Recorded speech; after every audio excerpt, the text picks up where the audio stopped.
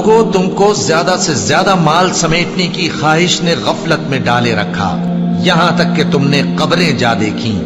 دیکھو تمہیں عنقریب معلوم ہو جائے گا، پھر دیکھو تمہیں عنقریب معلوم ہو جائے گا۔ دیکھو اگر تم جانتے یعنی یقینی علم رکھتے تو غفلت میں نہ پڑتے۔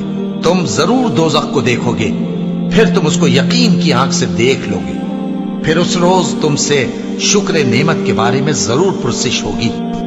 انجیر کی قسم اور زیتون کی اور طور سینین کی اور اس امن والے شہر کی کہ ہم نے انسان کو بہترین سانچے میں ڈھال کر پیدا کیا ہے، پھر ہم نے اس کی حالت کو بدل کر پست سے پست کر دیا، مگر جو لوگ ایمان لائے اور نیک عمل کرتے رہے تو ان کے لیے بے انتہا اجر ہے۔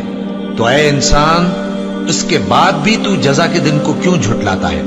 کیا اللہ سب فیصلہ کرنے والوں سے بہتر فیصلہ کرنے والا نہیں ہے؟